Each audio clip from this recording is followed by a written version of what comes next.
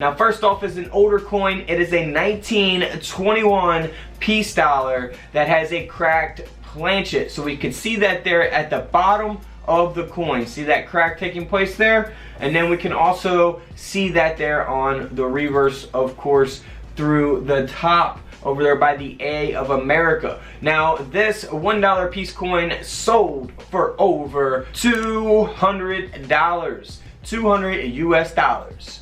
Next up is a very cool nickel, a Jefferson nickel. This is actually a wartime nickel. Now from 1942 to 1945, if you guys are familiar with coins, you know that they made those in 35% silver. Now this coin here is a 1944, which is the wartime nickel. Now it has been broad struck and multi-struck, so we can see that there, especially around the rim of the coin. So very noticeable error there taking place on this nickel. Now this coin sold for over $400.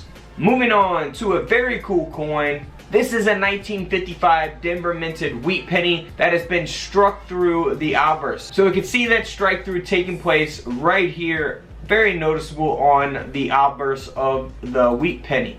So very cool. Here on the back, looks perfectly fine, and boy, this wheat penny is in very, very good condition. It's graded at a mint state 66. This coin sold for over $300. Next up, now this one, I really like this coin as well. This is a 1957 Denver minted Lincoln wheat penny. Now this has a peeled lamination on the obverse. So if we zoom in there, you can really see that lamination taking place.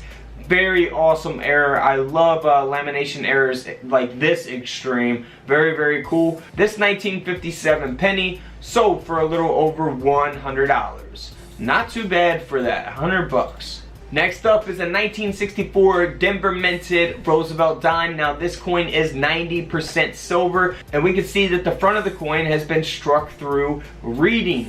Alright, so very, very cool there. Now this coin sold for over $300 because of that mint error. Next up is a silver 1971S Eisenhower dollar coin. Now it doesn't look like much is going on, however, it has been struck through plastic here on the front of the coin. So if we zoom in there, you can really see that yellowish and brownish tone right there. That is a piece of plastic that the coin was struck through. So very, very cool. Like this error, it's not too noticeable if you're really not paying attention, but it is there when you zoom in. Now this coin here sold for over $140. Next up is a 1976. I know you guys love those bicentennial quarters. Now this quarter here has been struck 30% off center. Very noticeable. This quarter sold for over $250. Moving on to a 1982 large date Lincoln penny. Now this one has a partial collar with the obverse blockage. Very noticeable. I mean, half the coin's gone, right? So very, very noticeable. You wouldn't have to, you know, search or look hard for this. It will stick out like a sore thumb. Now this penny here sold for over $150. Next up is another coin, kind of similar. It will stick out like a sore thumb. It is a die cap error taking place here, and we can clearly see that here on the obverse and the reverse of the coin. Now this penny here sold for over $400. Moving on to a 1997. Now this one looks fairly normal. Looks like it's worn down. However, it was actually struck on a foreign planchet, and the coin only weighs 4.66 grams. So very cool, 1997. Always cool to see very more modern coins in comparison to you know, the older coins that we talk about sometimes with these types of errors. So this is a $250 quarter, 250 bucks.